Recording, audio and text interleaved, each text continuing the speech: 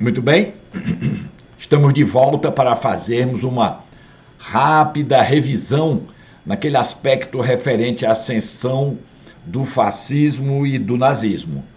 Vimos, logo após a Primeira Guerra Mundial, um período que seria de crescimento, aquele período até a crise da Bolsa de Nova York. Nós vamos mostrar no decorrer da aula de hoje um mapa, um gráfico demonstrativo da queda da Bolsa de Nova York. Existia um gráfico, existe, mas eu não consegui achar, que demonstra o quanto a Bolsa de Nova York caiu naquele momento e como ela se recuperou depois. É muito interessante porque a gente vê que aquela queda no tocante dos últimos 100 anos não representou muita coisa.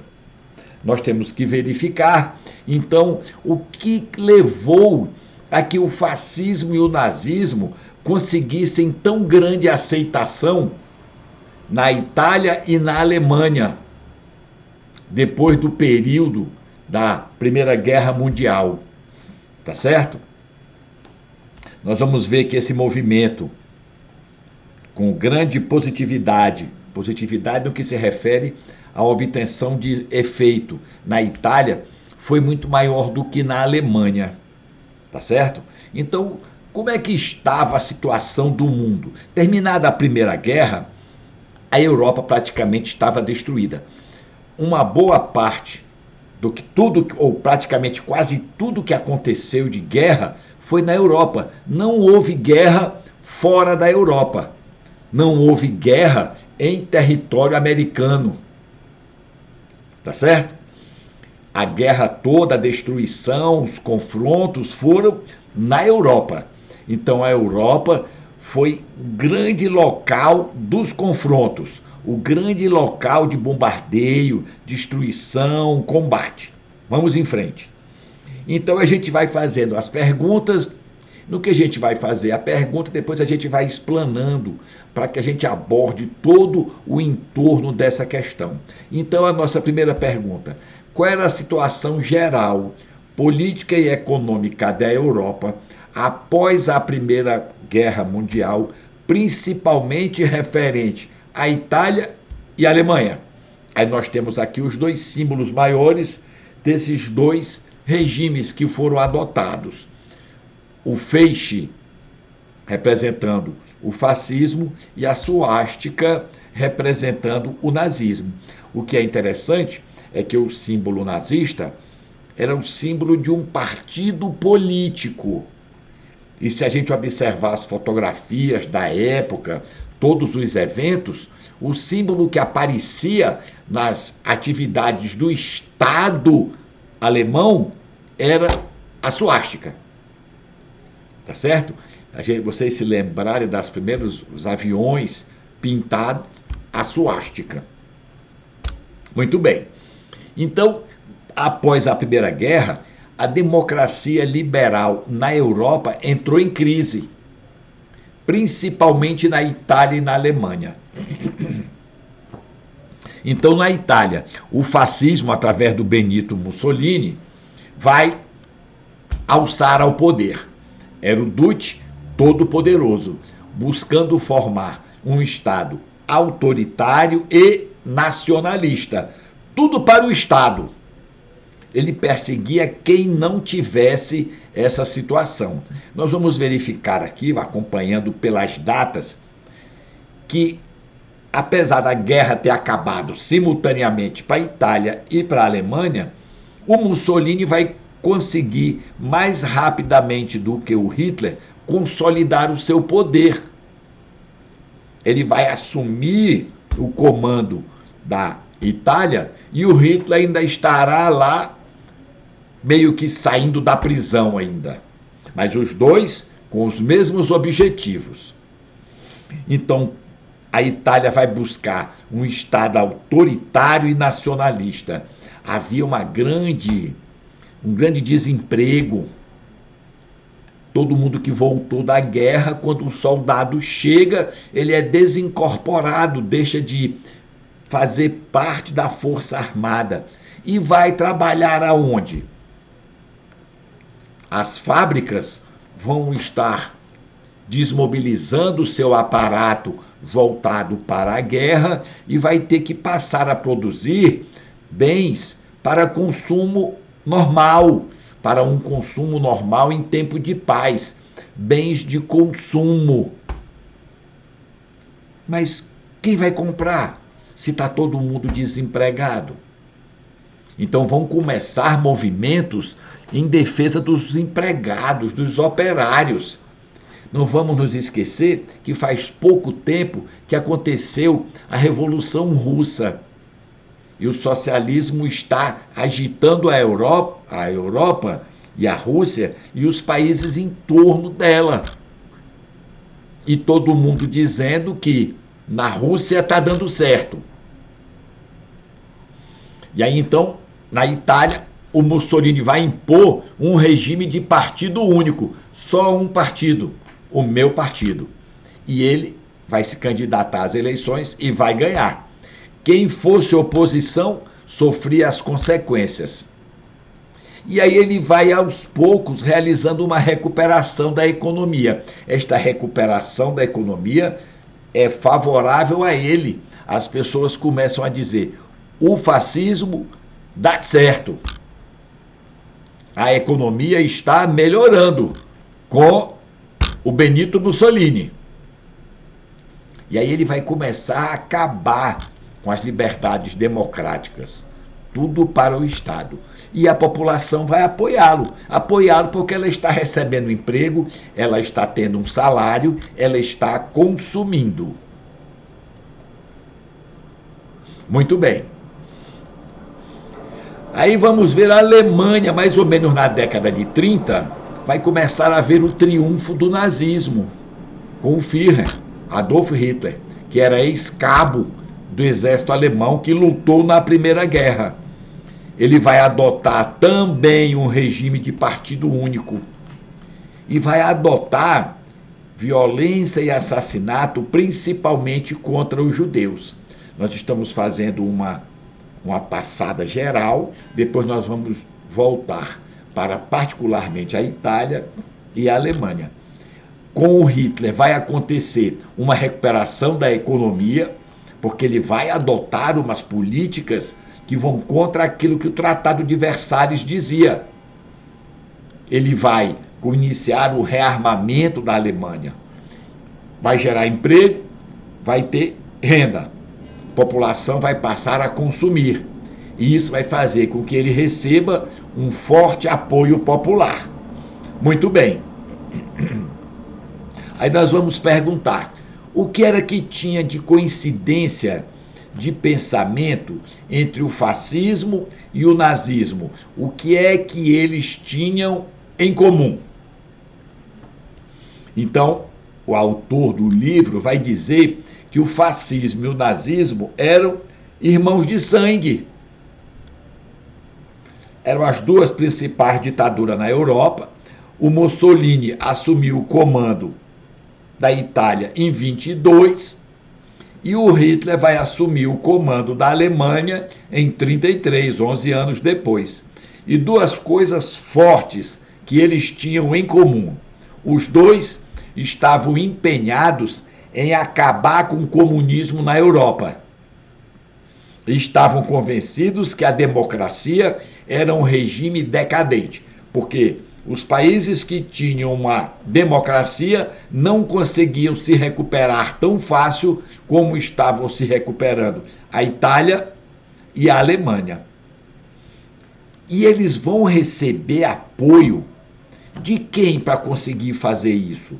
Das pessoas que tinham medo do comunismo. Quem é que tinha medo do comunismo? Quem possuía os grandes empreendimentos, os grandes capitalistas, os burgueses, porque eles tinham medo que acontecesse na Itália e na Alemanha o que aconteceu na Rússia, onde o Estado estatizou, desapropriou não, ele estatizou, tomou todos os meios de produção de todo mundo. Então, os dois regimes apostavam num Estado forte, capaz de promover a união nacional, capaz de acabar com um conflito de classe, deixar de ter a briga entre operários e patrões, sem o que ele chama uma exploração implacável do trabalhador, e que o trabalhador deveria merecer a proteção do Estado. Nós vamos estudar mais na frente, já na história do Brasil, que isso vai acontecer. O Estado vai promover uma proteção dos trabalhadores aqui no Brasil. E eles diziam, tanto Hitler como Mussolini, qualquer recurso para alcançar os nossos objetivos é válido. Opressão, violação de direito humano, e diziam que a liberdade democrática era um obstáculo, que não deveriam mais ser toleradas. Acaba com essas liberdades. E aí, por que existia? Qual era a motivação para essa posição radical da Itália e da Alemanha? Este documento que está aqui na nossa frente, o Tratado de Paz, resultante da Primeira Guerra Mundial, que não era bem um tratado de paz, foi uma imposição, né?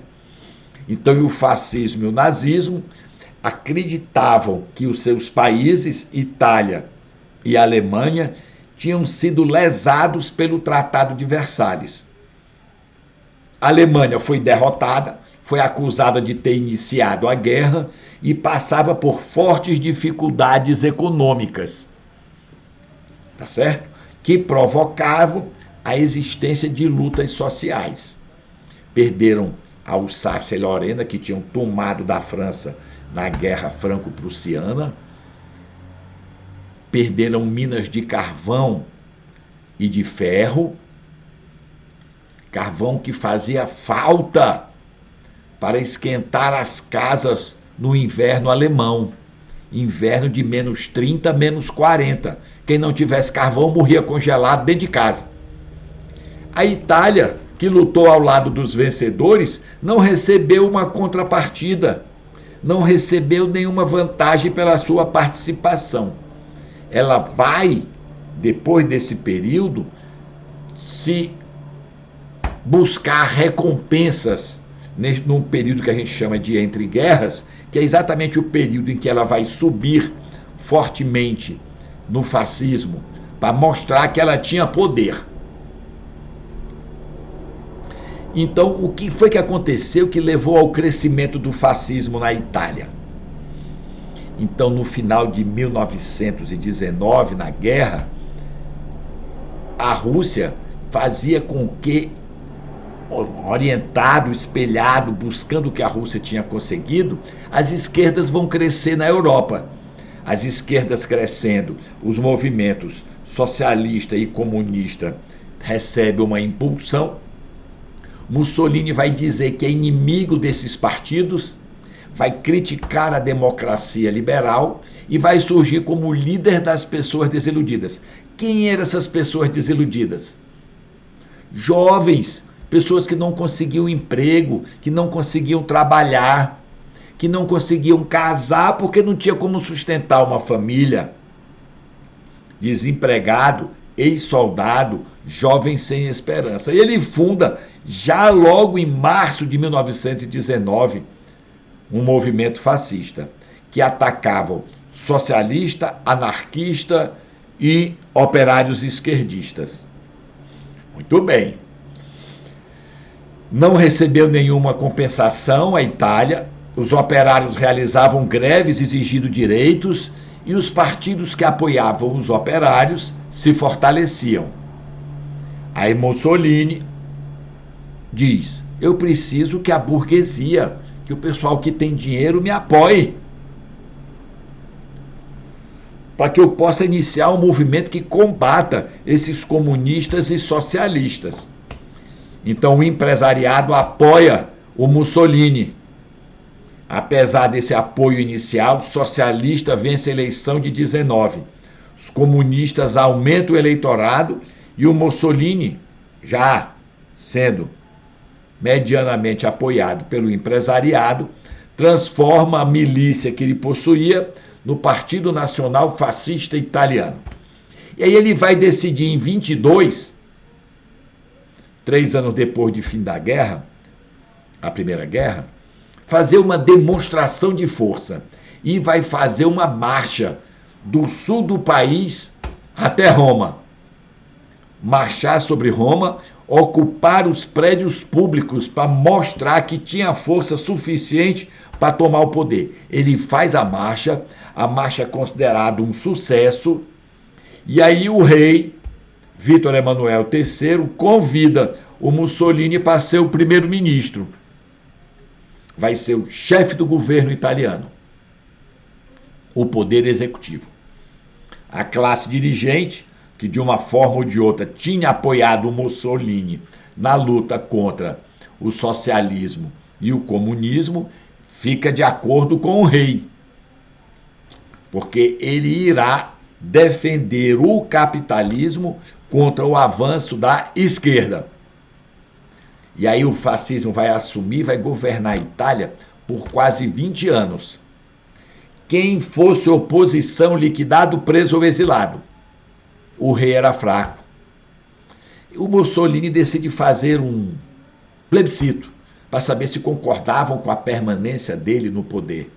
Esse plebiscito recebe o apoio de 98% da aprovação e o Ocidente passa a olhar para a Itália, porque a Itália barrou o comunismo. Teve a crise de 29 e a Itália não foi afetada. Então a estabilidade italiana era um exemplo no meio da Grande Depressão que acontecia nesse mundo. Muito bem, vamos então para a Alemanha. A Itália está consolidado o fascismo. Vamos ver como que a Alemanha cresceu. Vamos olhar este mapa aqui e vamos nos lembrar já da Segunda Guerra. Vamos olhar que a esquerda, quer dizer, a leste e a sudeste da Alemanha, é a França, aqui meio claro. Bem no leste aqui, nós temos a Bélgica e acima da Bélgica, a Holanda. É este caminho aqui, Holanda e Bélgica, que a Alemanha irá utilizar para invadir a França no início da Segunda Guerra Mundial. Muito bem. E aqui nós temos uma formação da Alemanha, Reino da Prússia, Austro-Húngaro, Alsácia-Lorena, que vai dar início ao Estado alemão. E aí, como foi que o nazismo surgiu e cresceu na Alemanha? Então, o Hitler decidiu seguir os passos de Mussolini. E aí, em 23, ele tenta um golpe. Tentou um golpe, não conseguiu, tentou uma marcha sobre Berlim para tentar derrubar o governo, só que o Hitler é preso, pega 5 anos de prisão. O movimento nazista ainda não tinha a força que o movimento fascista tinha na Itália.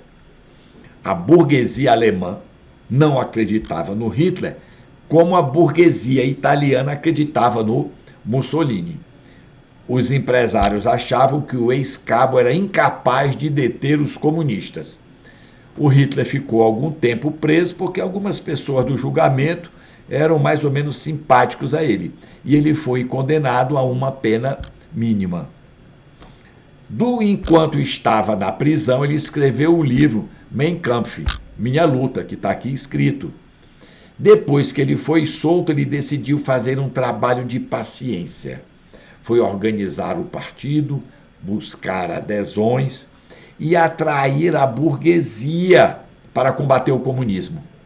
Fez um jornal do partido em que ele condenava os comunistas e os judeus pelos males do país, porque ele dizia que os judeus tinham sido os responsáveis pelo Tratado de Versalhes, que fez a rendição da Alemanha.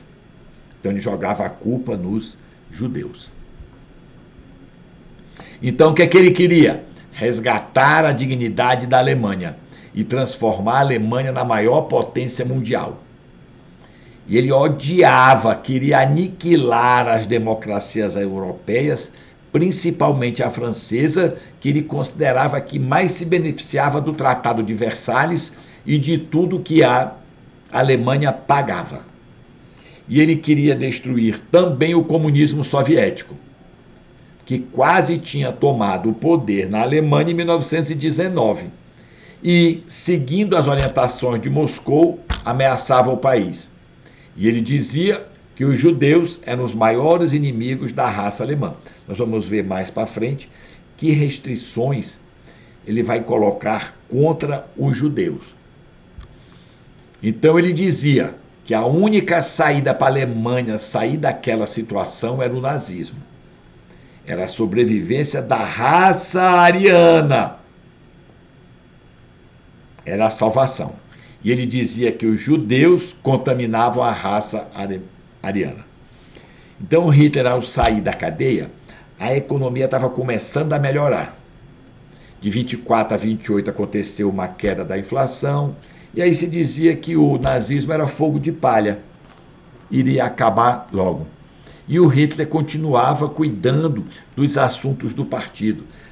Desenhava símbolos, fardas, camisas, adotou a suástica.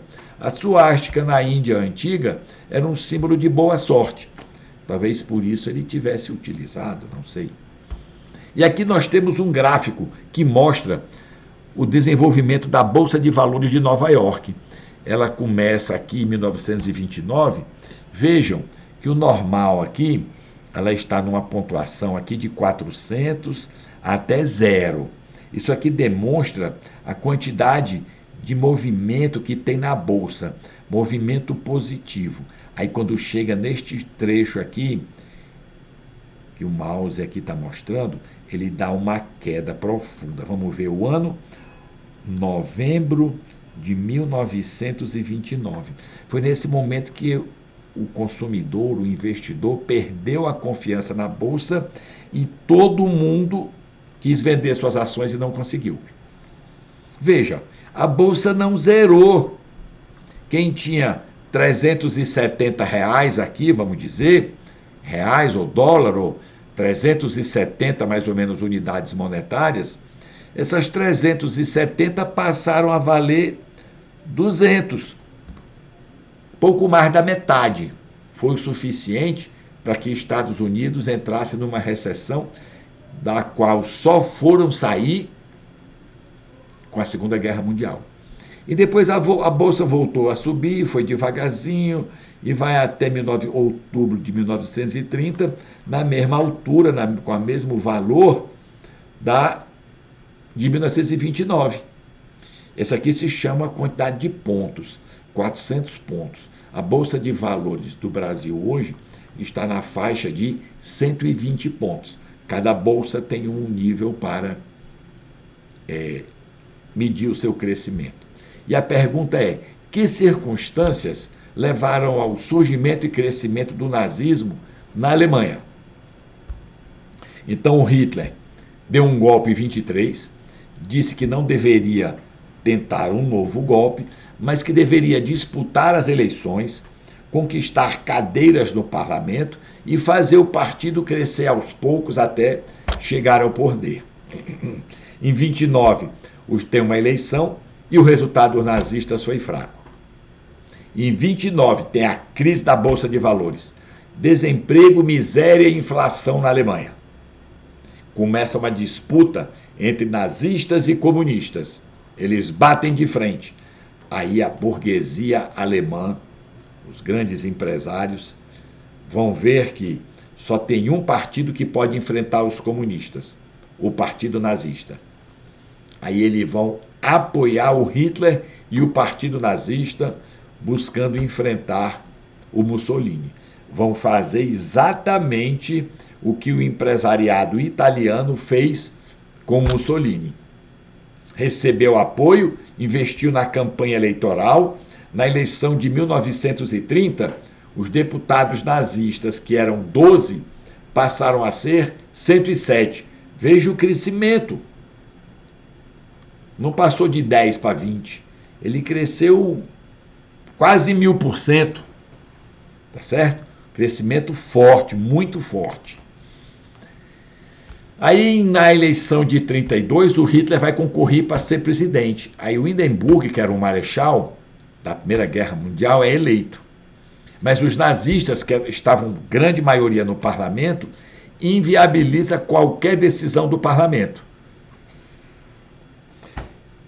Quando vai haver qualquer discussão, eles abandonavam a casa, ficavam de costas, ficavam gritando e não conseguia se votar nada.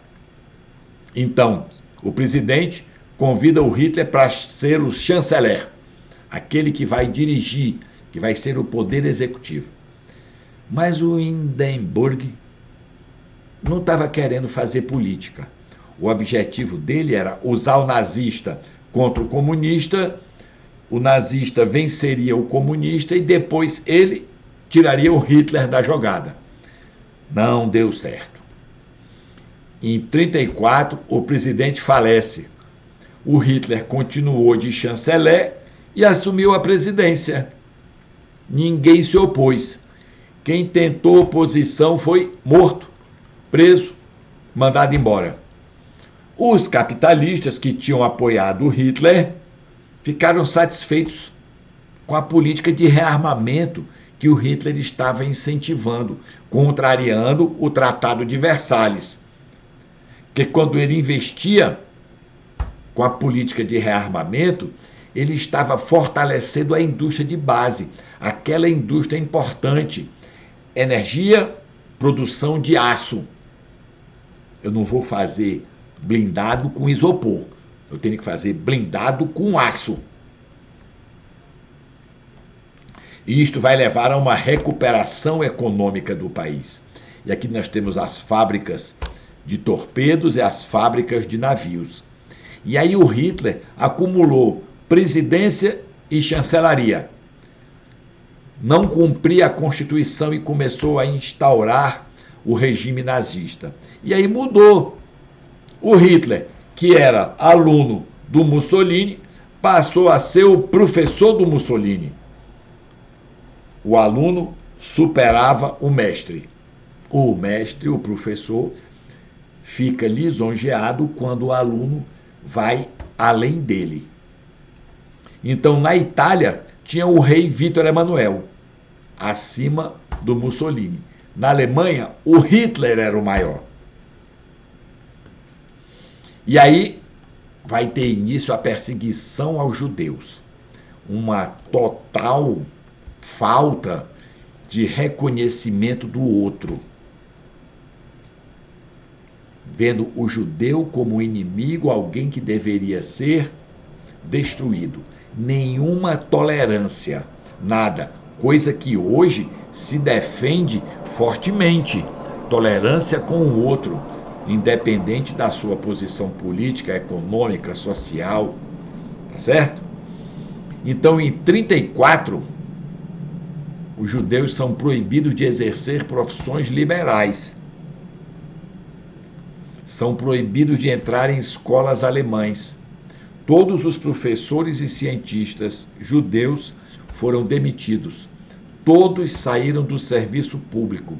Eram proibidos de entrar restaurante, cinema e teatro. São emitidas as leis de Nuremberg, que diziam fortemente as restrições contra os judeus. Os judeus passaram então a ser o bode expiatório da Alemanha nazista. E essas leis de Nuremberg vão consolidar a segregação racial. Os judeus tinham que usar este símbolo amarelo, escrito Jude, nas suas roupas, para que eles fossem identificados em todo canto. Então, as leis de Nuremberg consolidaram a segregação racial, proibiu o casamento entre judeu e alemão, proibia relações extramatrimoniais. Se o judeu fosse casar com um alemão lá fora do país e voltasse casado, esse casamento não teria validade. Nas casas judias eram proibida a existência de mulheres de sangue alemão. Os judeus não poderiam hastear a bandeira do Terceiro Reich. Só podiam usar as cores judaicas. Muito bem. Se o seu avô ou sua avó fossem judeus, você era considerado judeu. Às vezes as pessoas nem sabiam que a sua origem. E aí o que foi que tiveram que fazer? Com a perseguição aumentou, os judeus tiveram que abandonar a Alemanha. Mas nem tudo eles podiam levar. Tinha uma quantidade limite de dinheiro a conduzir. Muita gente colocava o ouro no dente, fazendo as obturações com ouro, para que depois, no futuro, pudesse tirar o ouro do dente. Pediam asilo nos Estados Unidos e na Inglaterra. Os cientistas foram acolhidos na hora. Von Braun era um judeu fugitivo que foi acolhido pelos Estados Unidos. Ele foi o cabeça da missão de levar o homem à Lua. A maioria dos judeus perdeu todos os bens e direitos. O alemão gostava, o alemão do povo, porque o judeu que tinha um imóvel tinha que vender o imóvel para ir-se embora. Vendia por qualquer coisa, porque ele tinha um limite de dinheiro a levar. Ele não podia levar todo o dinheiro da venda da casa. E o alemão comprava por um preço irrisório. Aí vai haver, neste período, encontro entre Mussolini e Hitler. O Hitler vai dar orientações a Mussolini de que providências ele tinha que tomar caso fosse acontecer um conflito. O Mussolini deveria tomar conta do Mediterrâneo e garantir o controle do Mediterrâneo. E já deveria começar a perseguir os judeus dentro da Itália.